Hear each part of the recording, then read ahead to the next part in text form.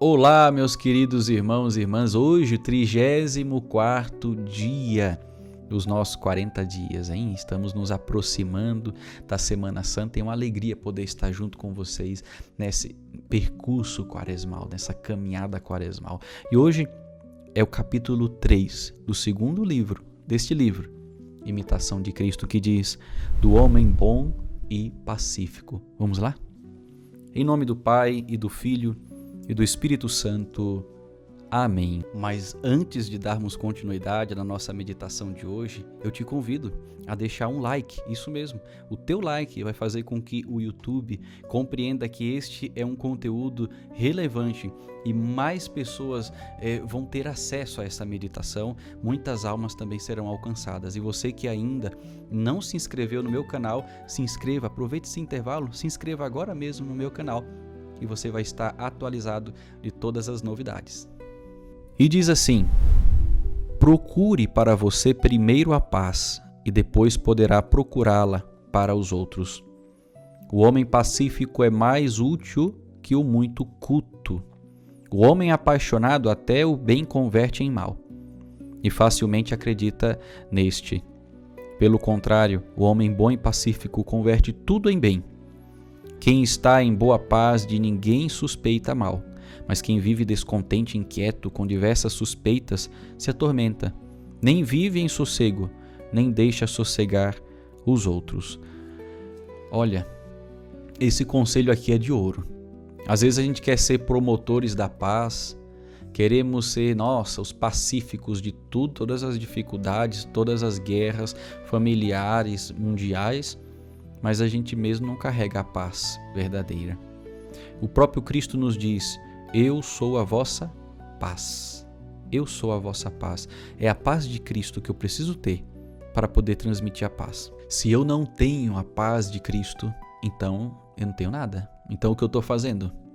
O que eu estou pregando? O que eu estou promovendo? Nada. Uma ilusão, uma enganação. Então é muito importante que antes de você querer transmitir a paz, você possa ter a paz, tá? E aqui vem os sinais. O homem apaixonado. O que é um homem apaixonado? Aqui é no sentido negativo, tá? É um homem, uma pessoa inclinada às paixões. É uma pessoa que facilmente se alegra, mas que também facilmente se ira, né? Se fica com raiva, fica magoado muito rápido, porque as paixões é que dominam, os sentidos é que dominam. Então essa pessoa até o bem converte em mal e facilmente acredita nesse mal. Ou seja, até as ações boas das outras pessoas a pessoa começa a interpretar como ruim, desconfiada. É a pessoa desconfiada, é a pessoa que não importa o que o outro faça, mas vai estar sempre com aquela lembrança de 10 anos atrás que a pessoa falhou, que falou alguma coisa e que, portanto, é uma pessoa ruim. É ruim e pronto, vai morrer ruim. Então, qual que é o contrário disso? Pelo contrário, o homem bom e pacífico converte tudo em bem. Não é que você vai ser bobo, tá? Aqui tem a diferença, tá? Você vai acreditar, ser inocente, ser imaturo. Não nesse sentido. Mas você, no teu exercício, no exercício do teu cristianismo, do teu seguimento de Jesus, você vai buscar olhar para o outro com esperança. Dentro de você, você sabe que aquilo que aquela pessoa está fazendo é ruim. Ou ao menos desconfia. Mas você vai procurar se comportar com esperança.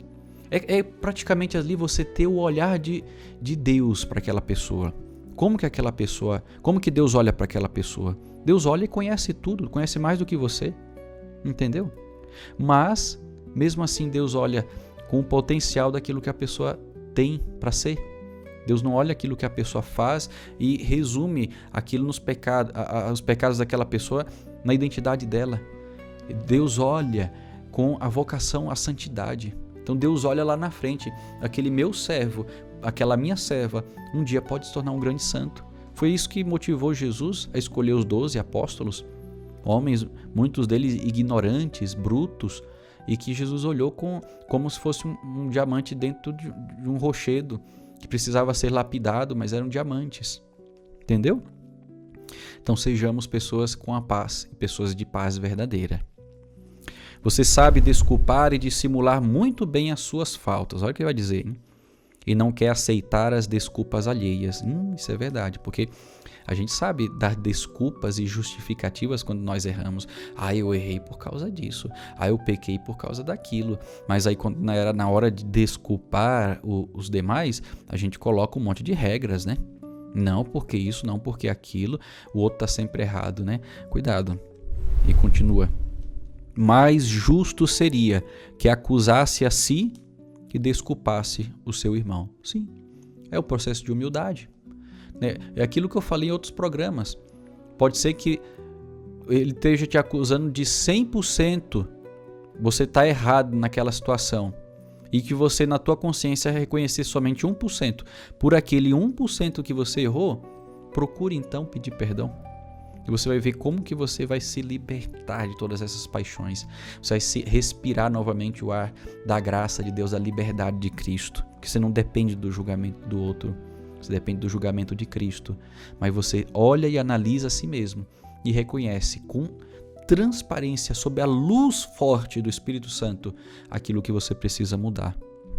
Suporte os outros, vai dizer ele, se queres que suportem você. Nossa, isso é forte, né? Você tem que suportar os outros se você quer que os outros te suportem. Às vezes a gente acha que somos pessoas suportáveis. Não, eu sou legal. Nossa, eu sou o ar de alegria do ambiente do meu trabalho. Eu sou a alegria da minha casa. Tem gente, eu já ouvi isso, né, de algumas pessoas. Mas será? Ou será que a gente simplesmente é movido por paixões e aquelas paixões são engraçadas e dão um certo ar de alegria, mas não transmite a verdadeira felicidade? Porque no primeiro momento que algum daquelas pessoas pisa na bola, você já se volta com raiva, então acabou a alegria, né? Olhe como ainda está longe da verdadeira caridade e da humildade, que não sabe irar-se senão contra si. Você tem que olhar para si mesmo, parar de olhar os defeitos dos outros. Parar. Os outros têm seus defeitos e eles vão lutar contra os defeitos deles. E os teus? Os teus defeitos. Isso que é. Você tem que parar para meditar e se ocupar com isso, né? Alguns têm paz consigo e com os outros. Outros não a têm consigo, nem a deixam ter os demais. Incômodos para os outros ainda o são, mas para si mesmos. E há outros que têm paz consigo e trabalham por dá-la aos outros, pois toda a nossa paz nesta miserável vida consiste mais no sofrimento humilde que em deixar de sentir contrariedades.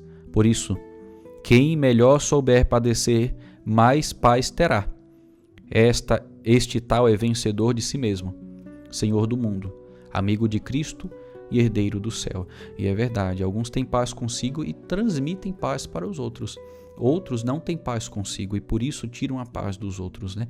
E é verdade isso, né? A gente sabe muito bem que muitas vezes, na grande maioria das vezes, aquele que está ferindo alguém é porque está ferida. É uma pessoa ferida. E se a gente parasse para pensar dessa forma, tanto a pessoa que está ferida e que fere, quanto nós que olhamos a pessoa ferida ferir, tá entendendo? A gente tivesse esse olhar espiritual sobre a ferida daquela pessoa que está ferindo, pode ter certeza que você teria até mais compaixão com aquele que se ira, com aquele que está irritado, né? É uma experiência muito boa, até que eu tive esses dias também, fui no supermercado e encontrei com a atendente de caixa ali, né? A mulher que estava no caixa. E ela me tratou super mal, assim, estava irritada. No primeiro momento a gente até se irrita também, né? A gente tem vontade de falar poucas e boas.